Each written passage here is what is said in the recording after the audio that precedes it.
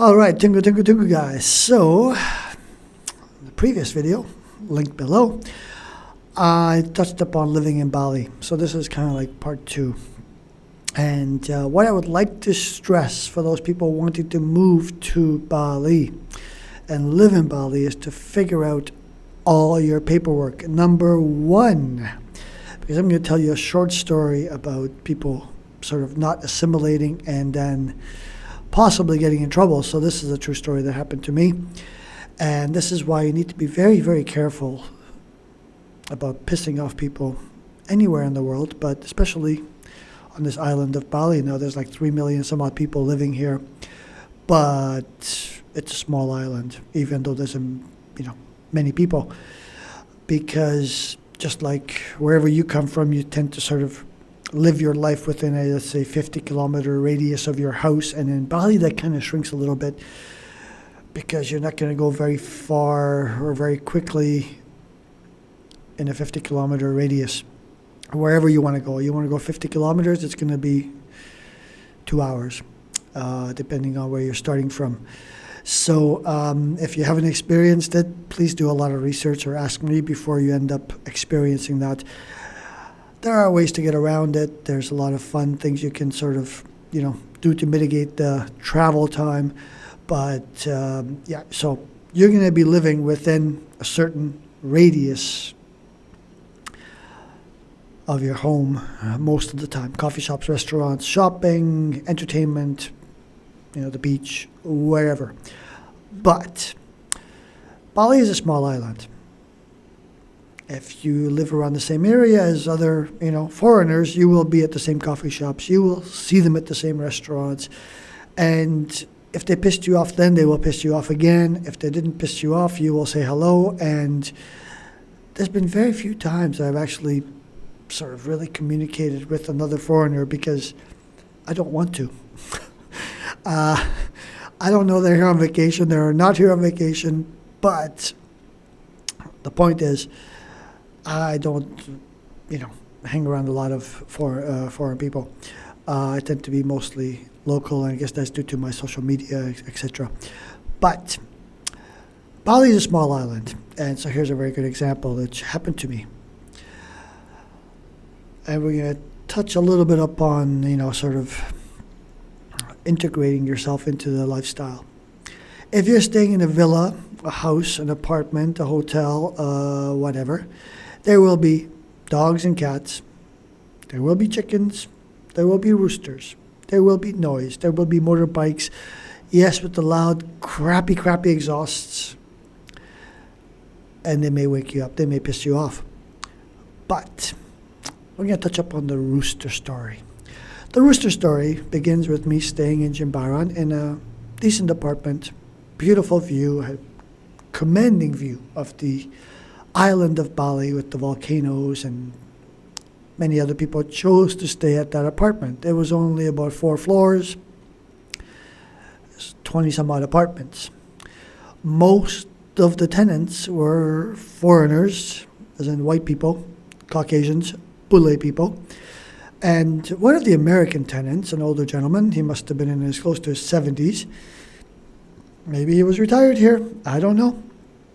But he took it upon himself to have a bit of a fight with one of the locals who raised chickens.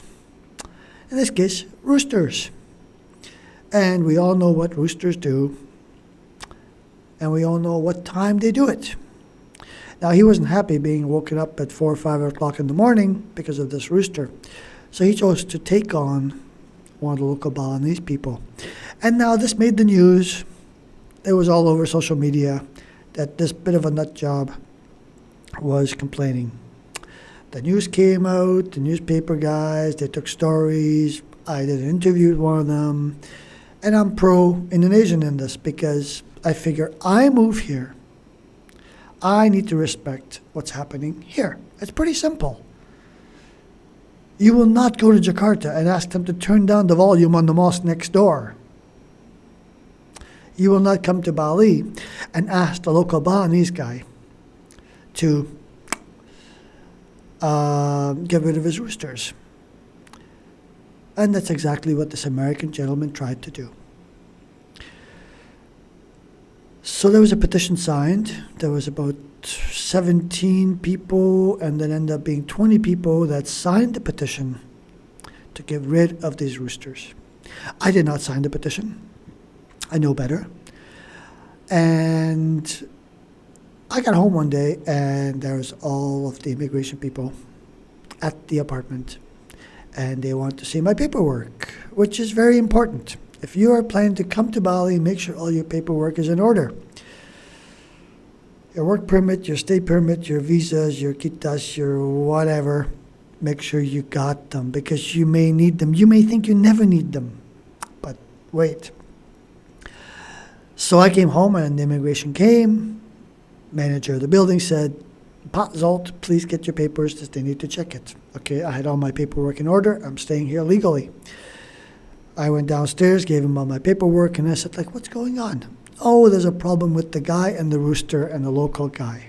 The local guy, it is his hobby. It is a lifestyle to raise the chickens, to raise the roosters, and to have your dogs and cats, and they're hollering and everything, and no one's going to tell them to shut up because they're used to it.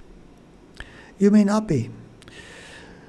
So bring your earplugs, because you will need them if you're a light sleeper. If you're not a light sleeper and you can sleep through a cannon being shot off, don't worry about it.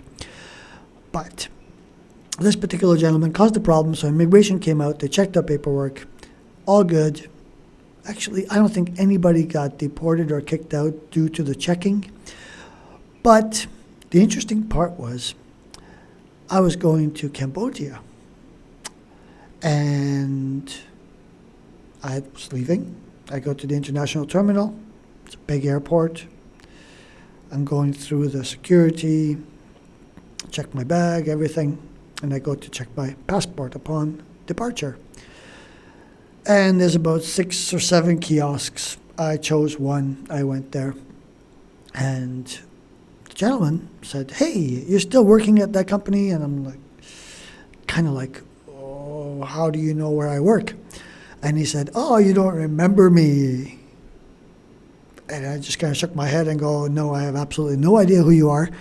And he said, "I came to your apartment to check your paperwork."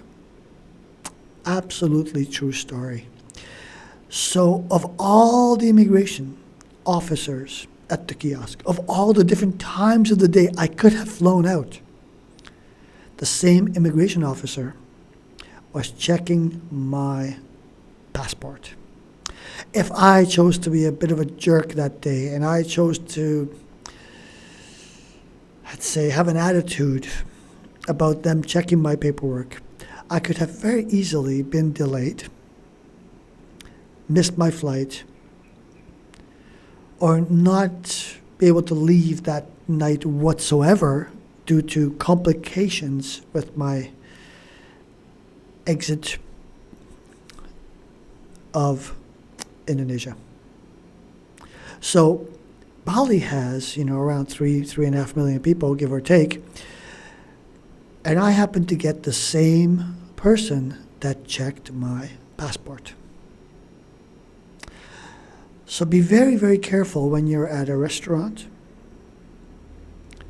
If you're pissing off your waiter, your waitress, you don't know who or where they belong to. There's a caste system in Bali.